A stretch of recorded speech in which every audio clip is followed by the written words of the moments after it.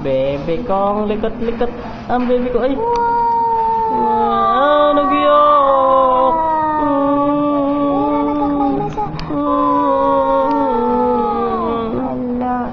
Hala, naway mo, mami, naway mo. Mami, naway mo. Huwag na umiyak, baby. Para hindi na magkasakit. Hindi, strong yung baby ko eh.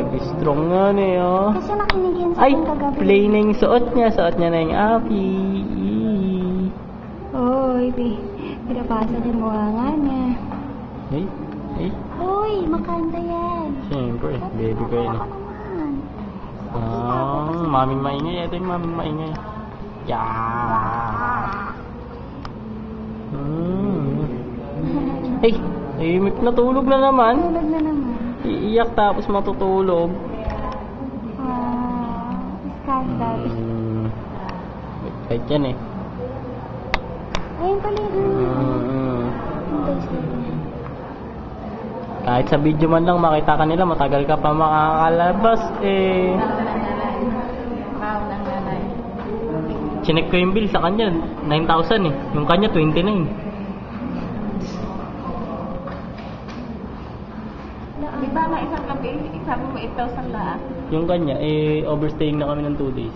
9,000 na. 500 yung araw niya. Sa ward.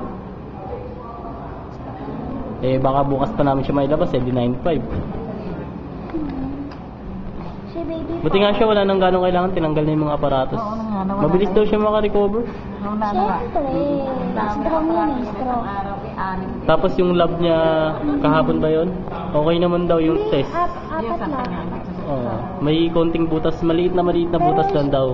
Gumagaling daw yun. Gumagaling. Gumagaling daw yun. Maliit na butas lang daw. Tapos yun nga, pinabili lang ako ng gamot. Kala ko nga, may kasunod pa yung gamot na yun, 700 plus. Eh, buti... Masabi mo 2,000 isang araw ang kanya gamot. Nung sa ano, buti nga sabi ko, sana ipaubos lang yun, wala lang kasunod. Ate mo yung isa, ang malaki na yata.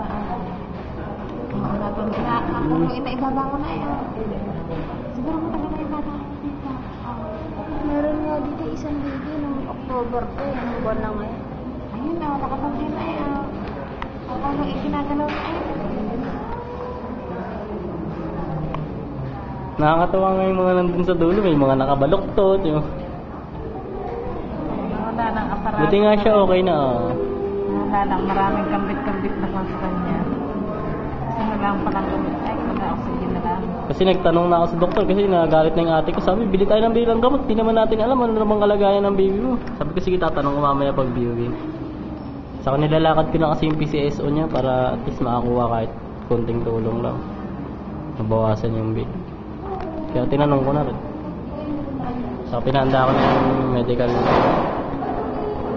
records niya. Ay, sa medical record. Saan ba nagtatanong mo? Sa billing. Sabi mo yung Bukas, may billing na ako niya para sa ngayon. Kaya lang yung bukas ang kukuhain ko para kasama yung araw niya ngayon. doon sa may penher. Oo. Nakatabi ng penher sa billing. Basta taga ilalabas na doon ka, magtatanong ng magkano ang Tapos babayaran mo sa cashier. Kung hindi babayad. Hindi, kailangan mo pa rin yun. Ipapakita mo dun sa kumpanya. Record.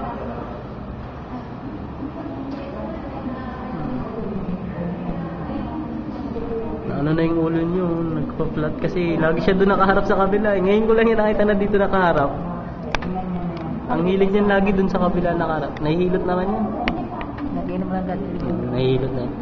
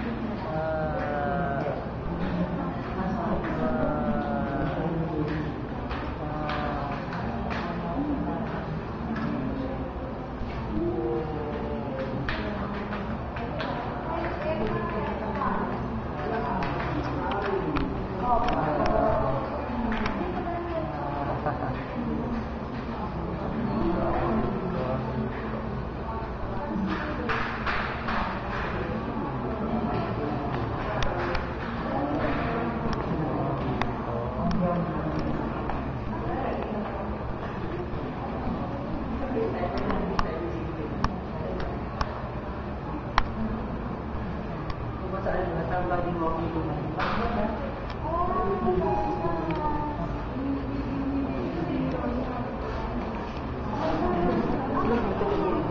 saka ka. Diyan ka sa gitna. Hi, nakita. Tinakpa mo na si baby. Anong ka? Andiyan, sige tabi ka. Tama na, masyadong mahaba. Ilang minutes na dapat? 10 minutes sa YouTube ka. Yeah, takpan mo na si baby. Pangit mo naman eh. Hindi ka naman makanta. Si baby ko lang makanta. Uwi na ako, sige. Nagalit si mami, nagalit si mami, nagalit si mami. Uwi na ako, sige.